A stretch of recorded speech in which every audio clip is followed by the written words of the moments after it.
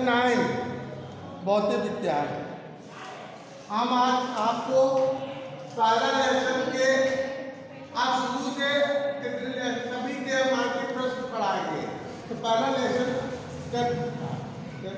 गति, इसके आंकिक प्रश्न करवाना है।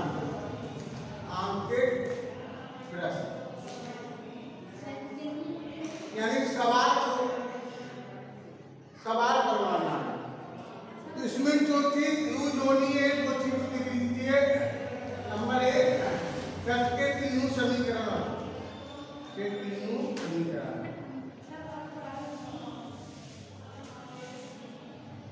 पहला P बराबर U प्लस AP, दूसरा F बराबर GT प्लस AP स्क्वायर,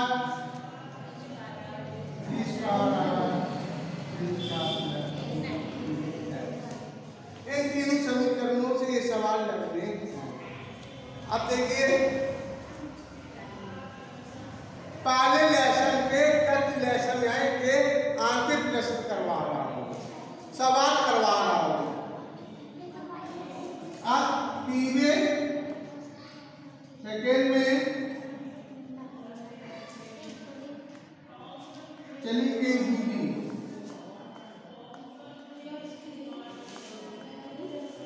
इन सूत्रों में आप लोग देखें,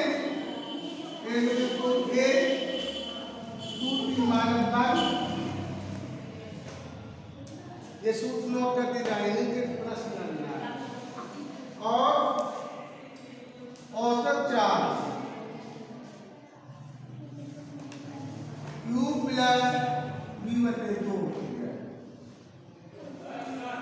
तुरंत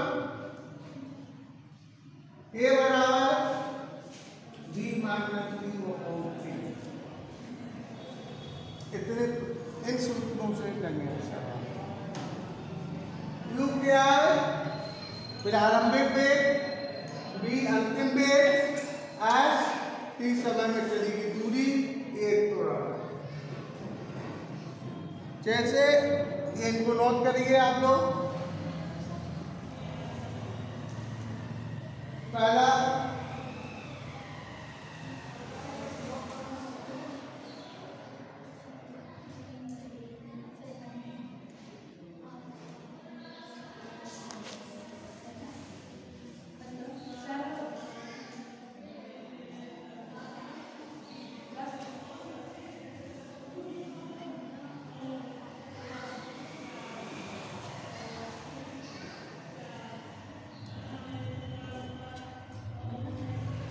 देखिए पहला सवाल इसमें दिया हुआ है, किसी यात्रा के शुरू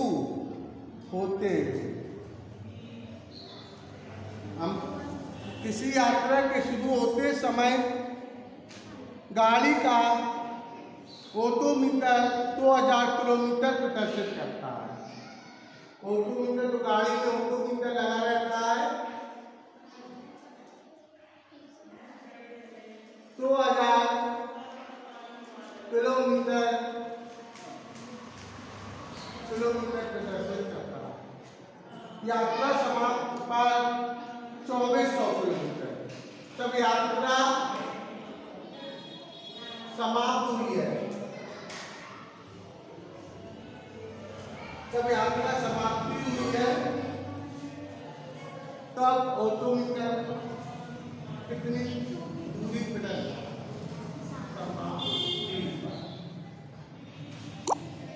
ओडोमीटर 2400 किलोमीटर की दूरी पर।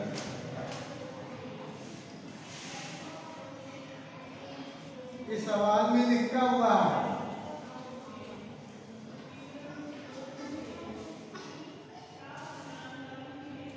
ये सवाल सुनिए आप लोग। किसी यात्रा के शुरू होते समय कोई गाड़ी है का ओडोमीटर 2000 किलोमीटर प्रदर्शित करता है। कितना करता है? 2000। और यात्रा समाप्ति पर 2400 किलोमीटर प्रदर्शित करता है। यदि इस समय यात्रा में यदि इस समय यात्रा में 8 घंटे लगते हैं, कितने लगते हैं समय? 8 घंटे। समय t बराबर 8 घंटा लगता है। तो गाड़ी की औसत चाल किमी प्रति घंटा और मीटर प्रति सेकेंड में ज्ञात कीजिए औसत चाल। ठीक है,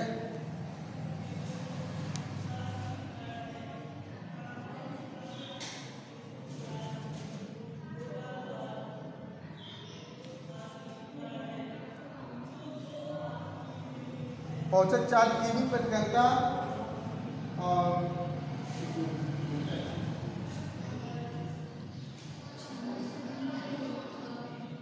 तो यहाँ पर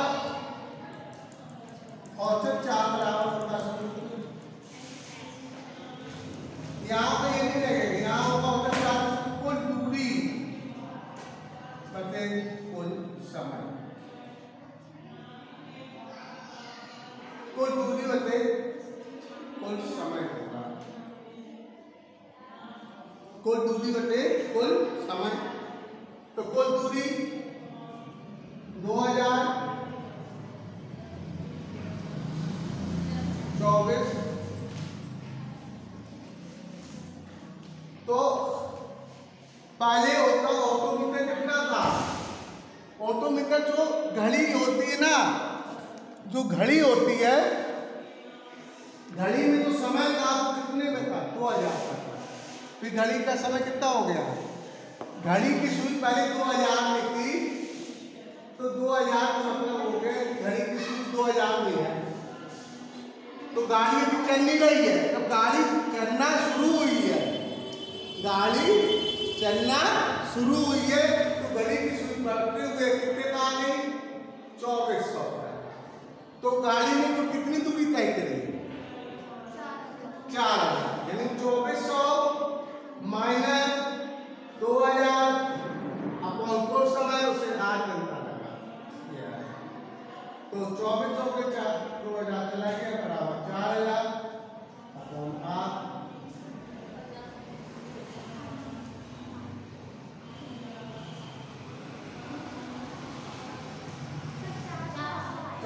आएगा 8 पंचे 40, इस तरीके उसकी औसत चाल आ गई 50 किमी प्रति घंटा। इस तरह औसत चाल 50 किमी प्रति घंटा आ गया। अब मीटर पर सेकेंड में ज्ञात करने का हम क्या करेंगे? मीटर प्रति सेकेंड। सब हम इसको मीटर पर सेकेंड में बदलेंगे, औसत चाल को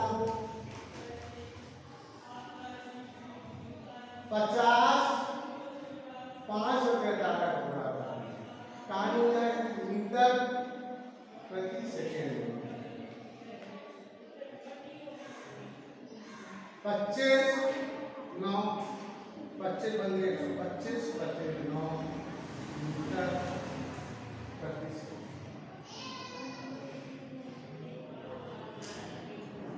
इस तरीके औसत चाल 125/9 मीटर प्रति सेकेंड हो जाती।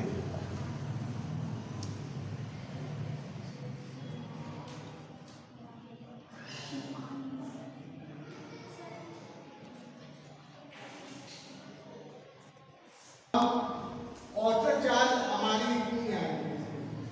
अब इसको मीटर प्रति सेकेंड में बदलना है, क्या बदलना? मीटर प्रति सेकेंड। तो 4 50 की 5 रुपये डाला का गुणा कर दीजिए, 9 25 125/9 मीटर प्रति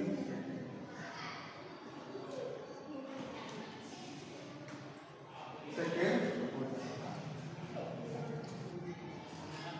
अब इसी में सवाल नंबर दूसरा,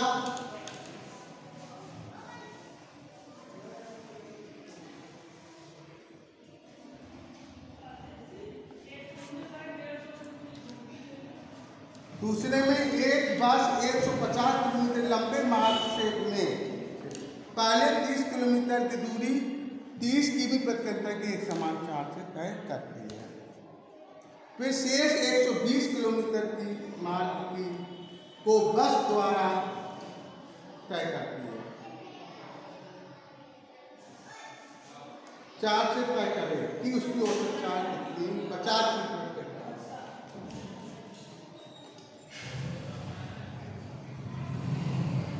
150 मीटर लंबे 150 मीटर लंबे मार्ग में से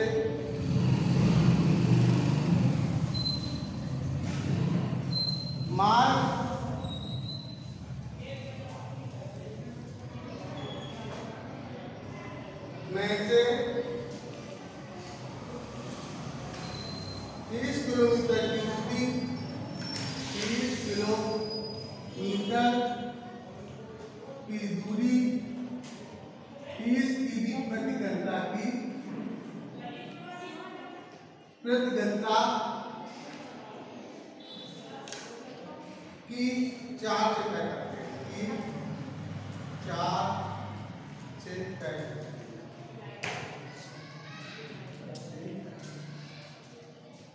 इसके बाद 120 किलोमीटर मार्ग को बस द्वारा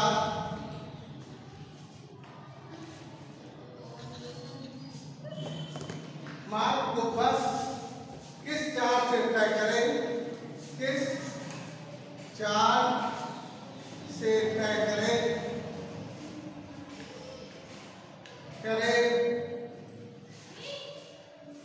कि उसकी औसत चार्ज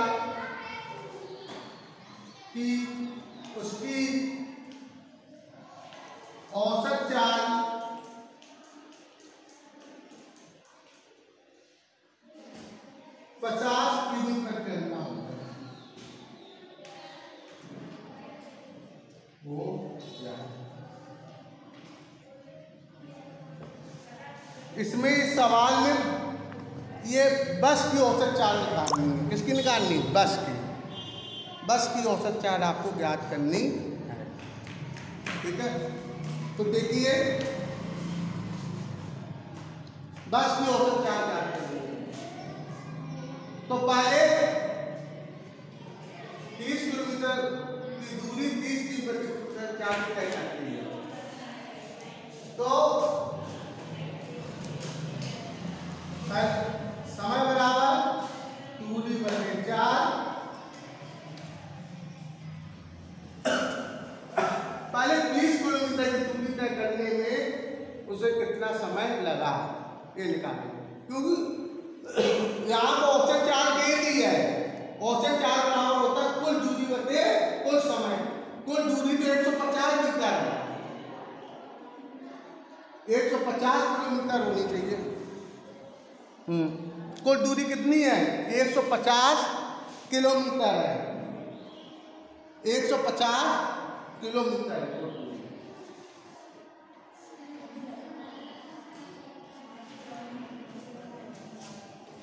तो पहले 30 किलोमीटर की दूरी तय करने में लगा समय, तो T1 मान लो दूरी 30 है और 4 इसकी 30 है। ये 30 किलोमीटर की दूरी 30 किलोमीटर तक 4 से तय करता है। तो 30 बटे 30 1 घंटा समय लगा। कितना लगा? अब शेष दूरी को 120 किलोमीटर मार्ग को बस द्वारा तय करता है। किसके द्वारा तय करता है? बस द्वारा। और हमको बस की चार्ज निकालनी है। तो माना 120 किलोमीटर बस की चार्ज है x। बस की चार्ज क्या मानी हमने? x किमी प्रति घंटा। क्या मानी? x किमी प्रति घंटा। तो बस द्वारा बस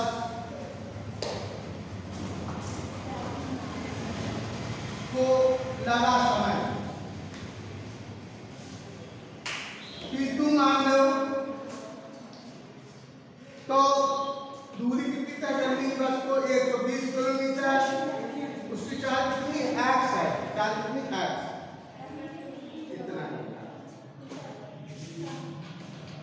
उसको कुल समय निकाल लीजिए। तो कुल समय T1 प्लस T2, T1 ये गए और T2 आपका आया 120/x। इस तरीके से इसका कितना झंडा रहता है कुछ समय आ। अब देखिए औसत चाल की है 50, औसत चाल कितनी है 50,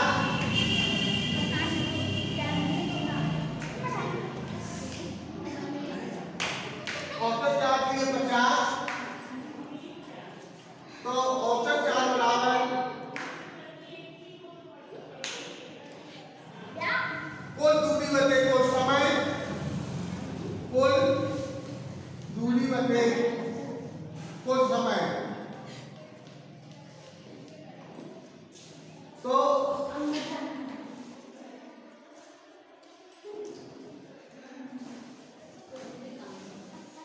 औसत चाल प्रश्न में 50 दी है, कितनी भी औसत चाल देखिए 50 लिखी हुई है। कुल दूरी कितनी तक दी थी 150 किलोमीटर और कुछ समय कितना लगा 1 प्लस 120/x। अब इसको सॉल्व करके x का मान निकाल लीजिए, आपकी बस की चाल आ जाएगी। इसका यहाँ गुणा करें तो 50 प्लस 50 प्लस 120, 12×5 और 2/x बराबर 150। तो 6000 x 150 से 50 के 100, 0 कैंसिल हो जाएगा। ठीक है, गुणा कर लीजिए तो 7 बराबर x यानी x बराबर 7